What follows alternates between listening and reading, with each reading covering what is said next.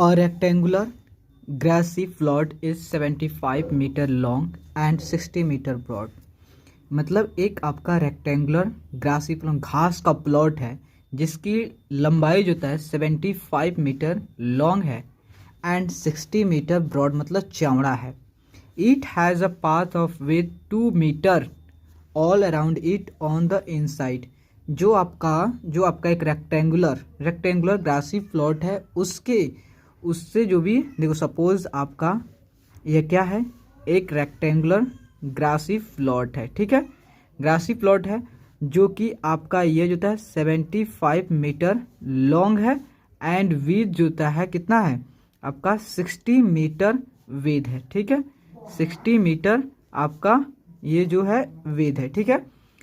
कह रहा है, क्वेश्चन कर रहा है कि इसमें जो है रेक्टेंगुलर जो भी आपका ग्रासी प्लॉट है उसके चारों तरफ से 2 मीटर विड्थ का, मतलब सपोज यहाँ से आपका इधर से भी 2 मीटर, देन इधर से भी 2 मीटर, देन इधर से भी 2 मीटर, देन इधर से 2 मीटर, मतलब इसकी विड्थ जो था आपका 2 मीटर है, इधर से भी कितना है 2 मीटर है, इधर से भी 2 मीटर है, इधर से भी 2 मीटर, ठीक है।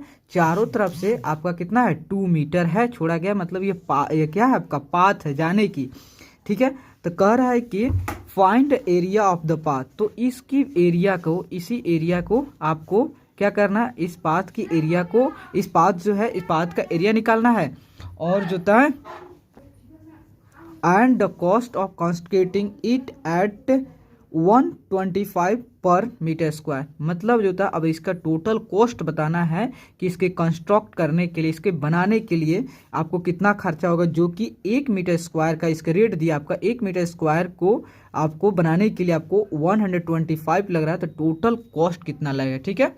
सबसे पहले इसकी एरिया निकाल लेते हैं, जो क्या है या पाथ की। देखो सबसे पहले एग्जाम में लिखना पड़ता है कि गिवन क्या क्या चीज़ दिया हुआ है, तो आपको जो है गिवन, देखो गिवन मान लो कि 75 है, इसे आउटर रेडियस मान रहा है, तो गिवन जो है आउटर रेडियस नहीं, सॉरी आउटर लेंथ मान, आउटर जो है आउटर लेंथ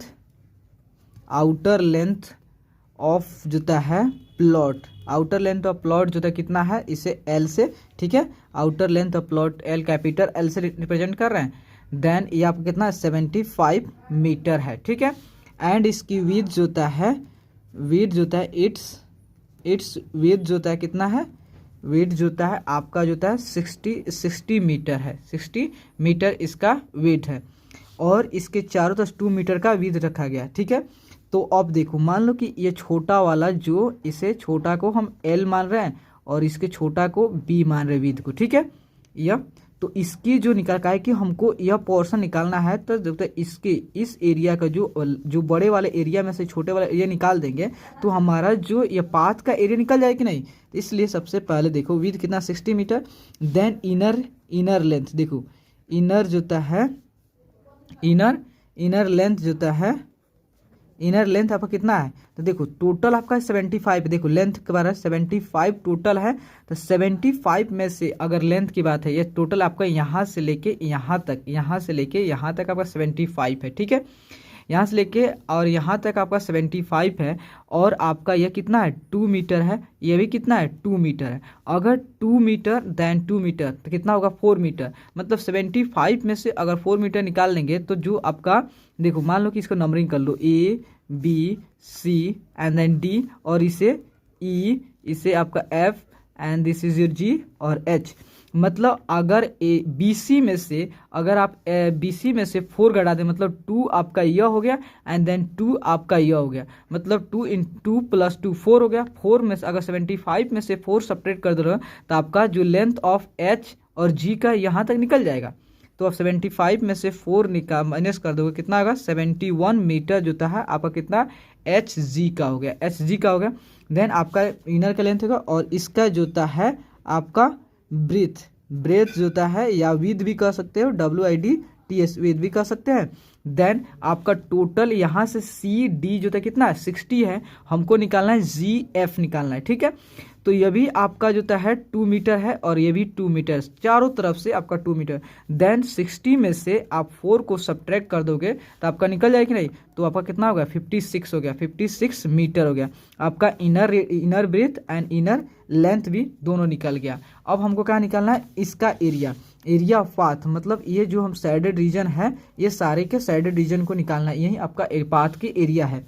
देखो एरिया ऑफ जो है पाथ, एरिया ऑफ पाथ निकालना है तो सबसे पहले क्या करेंगे, देखो हम पहले बताए हैं कि आप सबसे पहले ए बी सी डी की एरिया निकाल दो, ठीक है। देन उसमें से ई एफ जी एच की एरिया को सब्ट्रैक्ट कर दो, देन आपका क्या बच गया, इसका एरिया निकल जाएगा। तो सबसे पहले capital L into capital B, मतलब लार्ज की ये जो है एरिया निकला। देन उसमें से छोटे वालों का एरिया निकाल दोगे तो आपका एरिया ऑफ द पाथ निकल जाएगा। इसका स्मॉल एल इंटू जो है स्मॉल बी जो है, इसे मानो इनर रेडियस को स्मॉल एल से और इसको स्मॉल बी से रिप्रेजेंट करें, ठीक है, ओके। और इसका विथ जो है कैपिटल, इसे कैपिटल से विथ जो है आपका कैपिटल से विथ या ब्रेथ इसको रिप्रेजेंट कर रहे हैं, ठीक है, ब्रेथ कैपिटल बी से, ठीक है। देन एल माइनस ये आपका यह क्या होता है आउटर के लिए, ठीक है, और ये आपका क्या है इनर के लिए, ठीक है। इनर क्या, ये आउटर का एरिया, आउटर रेक्टेंगल का एरिया और इनर रेक्टेंगल एरिया। देखो यह कितना है, लेंथ कितना है आपका 75 मीटर इंटू जो है 60 माइनस ऑफ इसका लेंथ कितना है आपका 71 इंटू जो है 56 हो गया, ठीक है। देन हम क्या करेंगे, देन आप इसके 75 से 60 को मल्टीप्लाई करोगे तो आपका आएगा 4500 होगा, 4500 होगा। देन और 71 को 56 से मल्टीप्लाई करोगे आपका 3976 आएगा, ठीक है। यह कितना आपका होगा स्क्वायर मीटर में होगा। देन इसमें सब्ट्रैक्ट करोगे तो आपका कितना होगा 524 स्क्वायर मीटर हो गया। मतलब जो आपका जो है area of path, area of path कितना निकल के आया, एरिया ऑफ जो पाथ है आपका जो है 524 आया, स्क्वायर मीटर आया।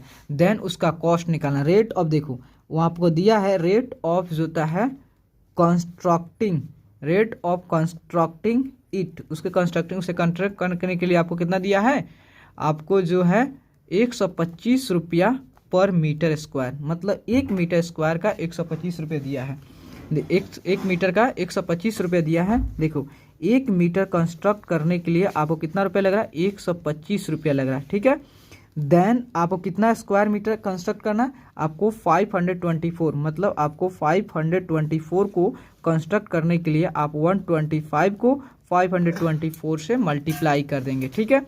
देन आप जो सॉल्व करेंगे तो आपका आएगा 655500। आपका टोटल खर्चा जो था, टोटल कॉस्ट, देखो टोटल कॉस्ट आपका इतना लग जाएगा, ठीक है, 65,500 जो था आपका टोटल कॉस्ट लग जाएगा, ठीक है। अगर वीडियो आपको अच्छा लगे देन लाइक एंड सब्सक्राइब जरूर करो। Okay, thank you.